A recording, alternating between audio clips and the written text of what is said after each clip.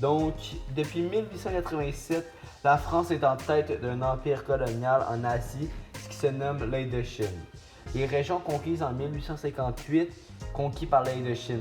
Il y a comme le protectorat du Laos, le Cambodge, l'Annam et le Tonkin, le centre et nord du Vietnam, plus la colonie co-Indochine du sud du Vietnam. Et aussi une petite partie du territoire chinois. Au sein de l'Indochine française, il y a différents territoires qui ont des statuts variés.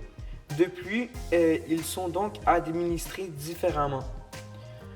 Pour la fin de la Deuxième Guerre mondiale, il y a eu l'influence de la France qui se réduit beaucoup plus. Puis, au Japon, ils ont mis un protectorat en Indochine française et des bases militaires.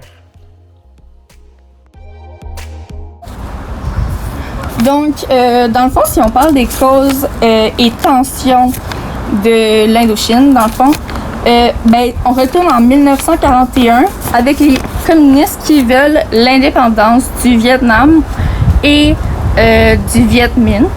Donc, ils vont se combattre pour la domination des Français et des Japonais dû à vouloir l'indépendance.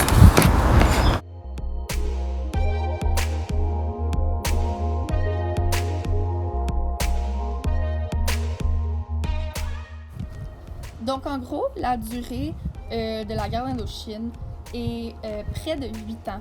Donc, on va voir les conséquences qui vont suivre, telles que celle du 23 novembre 1946, où l'armée des Français, dans le fond, ont fait feu aux indépendantistes à, désolé si je le prononce pas bien, à Haiphong, après un assassinat de 20 Français. Donc, eux, dans le fond, ils sont allés pour, j'imagine, juste faire l'inverse de ce qu'ils ont fait pour se protéger. Puis, ensuite, le 19 décembre, le Viet Minh se soulève à Hanoï et donc la guerre Indochine commence. Ensuite, suite à la guerre d'Indochine, les Français perdent beaucoup de terrain, de territoire. Et on peut voir aussi le 13 mai 1954, la bataille de Dien Bien Phu qui va marquer un tournant contre les Français et leur défaite. Donc dans le fond, après cet épisode meurtrière, l'armée française ont des défaites en série jusqu'au 7 mai, pardon.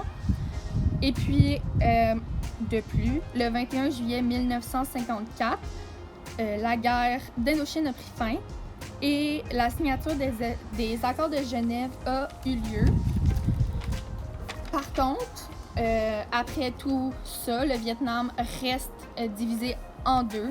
Donc, le Vietnam Nord va être dirigé sous un gouvernement communiste et le Vietnam Sud va être dirigé par des élections qui sont prévues enfin pour but de réunifier le pays.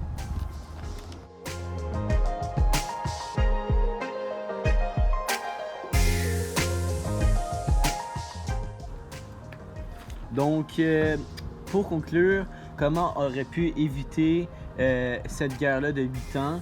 Donc, il aurait pu avoir des rencontres au moment de la guerre pour parler, discuter, ou il aurait pu faire référence à la guerre froide qu'on avait vue. Donc, à la place d'une guerre armée, faire une guerre froide. Donc, pas d'armes ni rien de tout ça. Donc, ça aurait fait beaucoup moins de morts parce qu'il y a eu 500 000 morts dans toute la guerre. Si on regarde maintenant la guerre d'Indochine et son commencement, les Français auraient pu éviter de mettre le feu aux indépendantistes. De plus, encore une fois, si on ramène le point de la guerre froide, l'assassinat de 20 Français et les pertes de terrain n'auraient pas eu lieu.